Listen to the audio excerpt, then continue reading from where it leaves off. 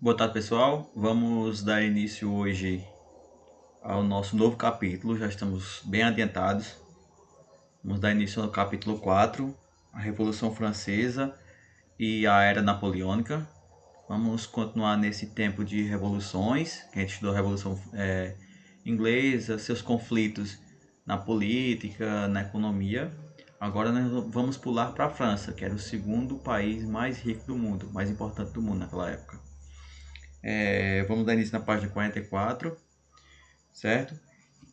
E já pulando para 45, vamos ver o primeiro tópico, o antigo regime, certo? Esse antigo regime,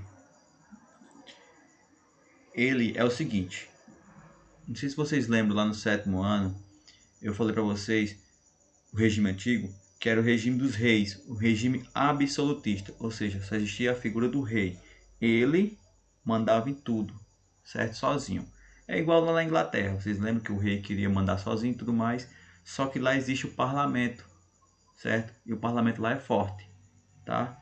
Na França não, na França só existe o rei. E então, como vocês podem ver aqui, a França era governada pelo rei, certo? Era um país populoso, tá?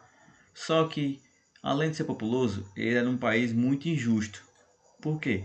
Porque apenas algumas pessoas eram privilegiadas. Que pessoas eram essas? Ou que grupos? A igreja, certo? E a nobreza. Esses dois grupos, eles eram os que saíam ganhando em tudo. Ganhavam impostos, não pagavam imposto, luxava, viviam em palácios, nessas igrejas tops e tudo mais. Tá?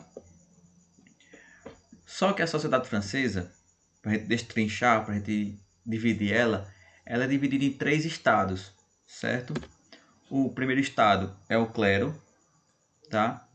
O clero, como vocês lembram, quem? É a igreja. Eram as pessoas que faziam parte da igreja, tá? O segundo estado era a nobreza, certo? Como vocês estão vendo essas pessoas bonitas aqui na imagem. A nobreza é quem? O rei, os seus primos, tios, a família real. Essa era a nobreza. E claro, aqueles burgueses que eram muito ricos, que compravam um título de nobreza, tipo o duque, o ducado, essas coisas. Tá? E existia o terceiro estado, que eram os camponeses, trabalhadores das cidades e burgueses. Esses eram os que sofriam mais, como vocês podem ver aí na imagem. Tá? Isso aqui eram os camponeses, era mais ou menos retratado desse jeito, os camponeses. Certo? Como eu falei para vocês, a igreja, ou melhor, o clero e a nobreza, que no caso é o primeiro e o segundo estado, não pagavam impostos. Ou seja, eles apenas recebiam. Já o terceiro estado pagava muitos impostos, entre eles a talha, que vocês podem ver aí na página 45 no cantinho, tem lá, talha, imposto pago em espécie pelos camponeses, uma parte do que produzia no lote reservado ao seu próprio uso, certo? Ou seja, eles plantavam e uma parte tem que ser destinada ao imposto, certo? Eles tiravam só os que ele ia usar. E tinha o dízimo, que também está lá, logo abaixo, tem lá dizendo o seguinte: dízimo, na época, era um imposto aplicado às colheitas e pago ao clero por toda a população, certo? Todo mundo tem que pagar esse dízimo, menos, claro, o segundo estado, que era a nobreza e eles próprios, tá? Aqui vocês podem ver esse quadrado, eles exemplifica melhor os três estados. Quem quiser dar pausa aí e ver direitinho, pode dar uma olhada. Vamos explicar lá. Primeiro estado, o clero. Existia, lembra lá no sétimo ano que a gente estudou? O alto clero, que era quem? Cardeais, bispos e abades. E tinha o baixo clero, que eram padres, frades e monges. Lembra? Os que viviam em igrejas grandes e os que viviam saindo de casa em casa na catequese. Acho que vocês lembram disso. Tá? Tinha mais ou menos 280 mil pessoas, pessoas fazendo parte do primeiro estado, E eles possuíam muitas terras e cobravam o dízimo e a taxa sobre o batismo, casamento e sepultamento. Tem que pagar tudo isso para fazer essas coisas. O segundo estado era a nobreza, certo? Como eu falei para vocês, era a família real, mas a nobreza cortesã, que era quem vivia na corte. Ou seja, tem a família, tem os primos, essas paradas. Tem a nobreza provincial, que é quem vivia em grandes propriedades rurais, que é tipo os fazendeiros ricos, os chefão mesmo. E a nobreza de toga, que eram os burgueses que compravam os títulos nobres, que eu falei lá no começo da aula. Aquelas pessoas que tinham muito dinheiro, queriam fazer parte da nobreza, aí compravam o título. Aí passava de ser a pessoa fulano de tal para ser duque fulano de tal, certo? E tinha o terceiro estado, que era a burguesia, trabalhadores urbanos, camponeses, certo? Esse aqui já olha o tanto que já tem, ó. 26.880.000 pessoas. É muita gente. Trabalhadores para gerar a riqueza e os impostos. Os camponeses constituíam cerca de 80% da população francesa e pagavam impostos ao Estado, que no caso era o governo, né, da época, e os seus senhores diretos, ou seja, o dono da fazenda, o dono das terras que eles trabalhavam. Tá? A França, no antigo regime, a economia era voltada para o campo, ou seja, plantação, colheita, essas coisas. Não era que nem lá na França, lá na Inglaterra, que eles viviam da indústria, fazendo sapatos, roupas e tudo mais. Só que teve um tempo em que teve uma crise muito grande no campo, tempo de seca e tudo mais. Você sabe que esse tempo de seca, às vezes você planta e não colhe, aí dá um problema danado. E houve uma crise no campo. E aí os preços dos alimentos só foram lá para cima, aumentaram, certo? E se os preços aumentaram, muita gente não pode comprar, porque se fica aumentado você não ganha nada, você não planta, se você não ganha nada, você não compra. Então foi aí que a fome atingiu duramente os mais pobres. Muita gente morreu de fome lá na França naquela época. E vocês sabem, só de camponeses pobres era 80% das pessoas, tá? E a burguesia também estava insatisfeita com a monarquia. Por quê? Porque a monarquia, ou a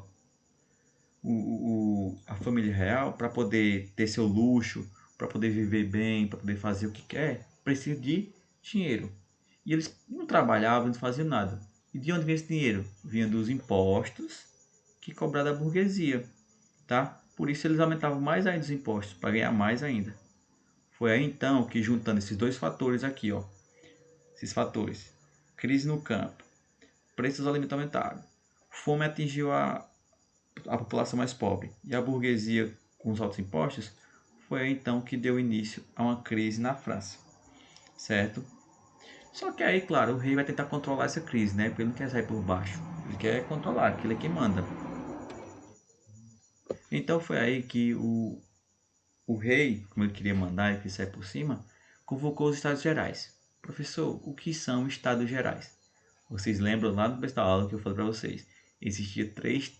A França era dividida em três estados: primeiro estado, segundo estado, terceiro estado, certo? O que foi que o rei fez? O rei juntou os líderes de todos os estados, os líderes, para poder juntar lá e tentar controlar a crise, certo?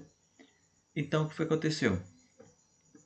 O rei aumentou os impostos, né, para equilibrar as contas, ou seja, estava devendo muito, aí queria mais impostos mais ainda para poder controlar as contas, para poder equilibrar, não entrar em crise mais ainda econômica, e convocou os representantes, os líderes, lembra que eu falei?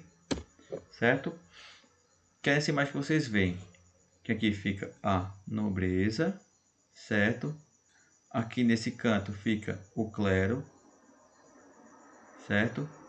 Ó, o rei aqui, ó. E o restante são os burgueses ricos, certo? E a população mais pobre entre aspas aqui, é só os burgueses, né? Que camponês não tem nada, então vai fazer o que lá? Mas vocês podem ver aqui que eles se reuniram, certo? Para discutir as melhorias lá da França.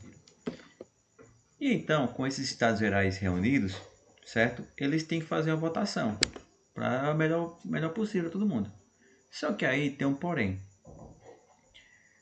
Cada estado tinha direito a um voto, certo? Ou seja, o clero todinho tinha um voto, a nobreza todinha tinha um voto. As pessoas do terceiro estado, os camponeses burgueses, tinham um voto. Ou seja, era 3 votos. Quem ganhasse ia reivindicar, não é isso? Pronto. Só que isso é injusto, porque tudo que o rei queria, o clero também queria. Dava 2. E a nobreza tinha 1. Ou seja, 2 contra 1, quem ganha, né? Claro. E o que aconteceu?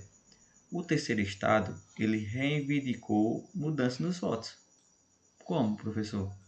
O voto por cabeça. Ou seja, agora não seria mais um voto de cada, seria quem mais estivesse lá, ganhava. É tipo a votação hoje. Por exemplo, para prefeito. Quem tem mais voto ganha, não é verdade? Então é tipo isso, voto por cabeça.